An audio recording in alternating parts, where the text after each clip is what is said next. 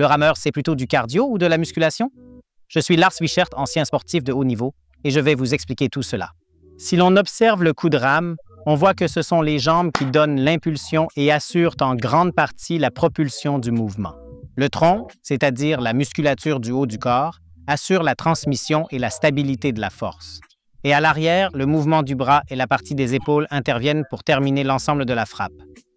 On dirait un peu de la musculation, non? Car environ 85% de la musculature totale sont sollicités à chaque coup de rame.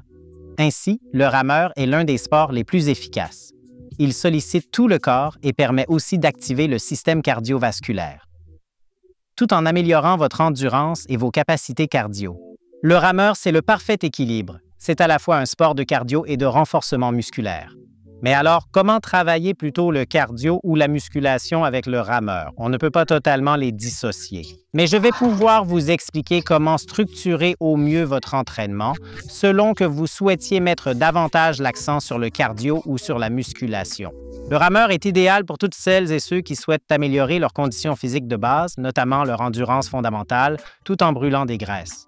En effet, en réalisant des séances d'entraînement longues, régulières et à intensité modérée, il est possible de construire une base solide de conditions physiques et de progresser efficacement en endurance. Lorsque l'on s'entraîne à environ 65 à 75 % de sa fréquence cardiaque maximale, on se trouve dans la zone Fat Max, c'est-à-dire dans l'intensité optimale pour brûler les graisses. C'est dans cette zone que le corps parvient à brûler les graisses de façon optimale. Concrètement, cela permet d'effectuer des séances longues, régulières et sans baisse significative de performance. On stimule ainsi efficacement le système cardiovasculaire en profondeur et sur la durée, tout en renforçant durablement sa condition physique de base. Le mieux, c'est d'y intégrer aussi quelques petits intervalles en variant légèrement l'intensité, parfois un peu au-dessus, parfois un peu en dessous, afin d'apporter de la variété et de stimuler encore davantage le système de combustion. Avec ce type de séance, on brûle 600 à 800 kcal par heure, voire plus selon l'intensité. C'est une dépense énergétique vraiment efficace sur un temps réduit. Pour en tirer le meilleur, l'essentiel est de garder un mouvement fluide et régulier. Une bonne technique de rame est la base, bien sûr, mais la régularité du geste joue aussi un rôle essentiel.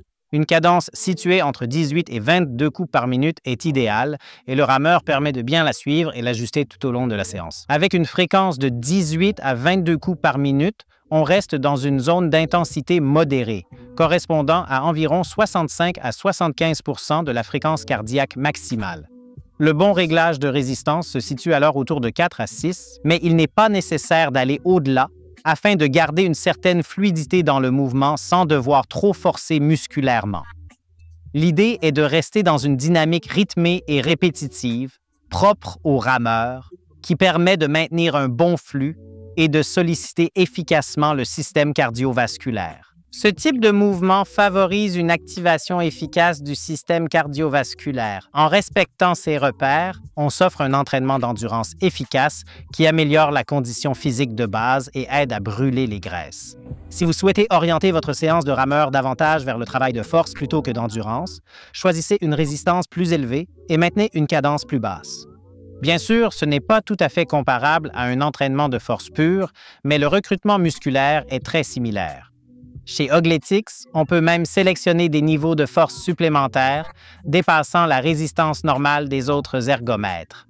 À partir du niveau 10, 5 niveaux supplémentaires offrent une résistance accrue, idéale pour des exercices de musculation intensifs. Ici, il est important de veiller à maintenir une cadence située entre 14 et 18 coups par minute, avec une phase de traction vraiment explosive, suivie d'un retour contrôlé, un mouvement de retour fluide et maîtrisé vers l'avant. L'idée est de jouer sur l'intensité en développant une force explosive pendant la phase de traction afin de se placer plutôt dans une zone anaérobie, c'est-à-dire une zone où l'énergie est produite sans oxygène comme en musculation.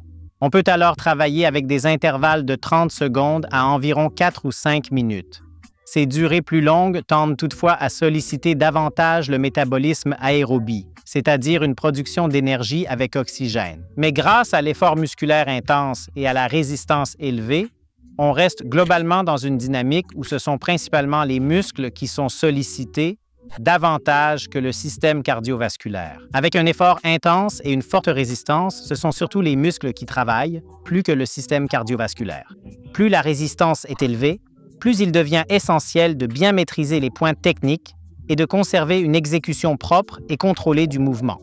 En effet, un niveau de résistance élevé augmente aussi le risque de blessure, notamment si le tronc n'est pas bien engagé et que les jambes poussent, transférant toute la force vers le dos sans que celui-ci soit correctement stabilisé. C'est pourquoi il est essentiel de maîtriser la technique avant toute chose, puis d'augmenter progressivement la résistance pour cibler plus spécifiquement le travail musculaire plutôt que l'endurance. Si vous débutez en rameur ou souhaitez affiner votre technique, Ogletix peut vous accompagner efficacement grâce à son coach virtuel qui vous guide pas à pas. Cela vous aide à apprendre la bonne technique. À partir de 5 points d'analyse, le coach virtuel évalue votre rame et vous donne un retour visuel clair via un feu tricolore ou un graphique en barre colorée et souligne les points de votre technique à améliorer. Que ce soit le mouvement qui n'est pas encore tout à fait correct, la constance à améliorer ou encore le rythme à affiner. Ce sont des aspects que le coach virtuel évalue pour vous guider simplement vers une technique de rame correcte. À quoi ressemble donc une séance idéale ou envisageable pour allier, par exemple, la force et l'endurance de manière efficace? La première étape, c'est l'échauffement, qui peut commencer par un travail sur le geste de rame, ou encore par un cycle d'échauffement spécifique axé sur la mobilisation, pour lequel nous avons une autre vidéo dédiée. Après l'échauffement ou la mise en route, nous avons environ 5 minutes où nous ramons à une cadence régulière de 20 coups par minute, avec une résistance située entre 5 et 6, afin de bien lancer l'effort et de nous remettre pleinement en action. Une fois cette phase terminée, on peut décider de concentrer davantage le travail sur la force, en réalisant par exemple 2 à 5 séries de 250 à 500 mètres à une intensité élevée ou avec une résistance importante, entre 9 et 15 si l'on souhaite intégrer les niveaux de force afin de cibler plus directement le travail musculaire. Entre chaque série, on prend 1 à 2 minutes de pause. Une fois ce bloc terminé, on termine la séance par un retour au calme que chacun peut adapter selon ses besoins, que ce soit 5 minutes ou 30 minutes. Ce dernier bloc vise à renforcer l'endurance et à solliciter activement le système cardiovasculaire en complément du travail musculaire précédent. Avec le rameur, on peut réellement entraîner le meilleur des deux mondes, le cardio et la musculation. Ce n'est toutefois pas un entraînement qui isole totalement l'un ou l'autre. Dans les deux cas, il y a toujours une combinaison à la fois de force et d'endurance présente. Mais en ajustant correctement la résistance, nous pouvons davantage orienter notre effort vers le cardio ou davantage vers la musculation. Car le renforcement musculaire est présent dans chaque coup de rame. Imaginez soulever un pack d'eau 100 ou 200 fois d'affilée. C'est ce que votre corps fait à chaque mouvement. C'est ce qu'on fait en ramant et ça renforce la force musculaire. Alors, si vous avez envie d'apprendre à ramer, munissez-vous d'un rameur Ogletix, entraînez-vous avec son coach virtuel et regardez nos autres vidéos pour devenir un vrai pro.